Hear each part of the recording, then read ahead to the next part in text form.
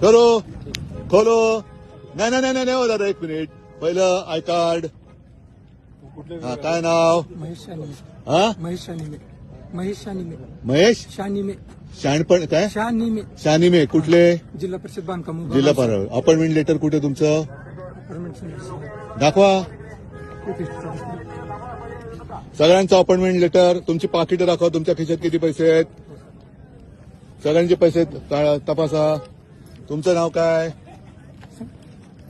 हनुमंत बालके. हनुमंत बालके. हनबांधके. कुठले? कृषी विभाग.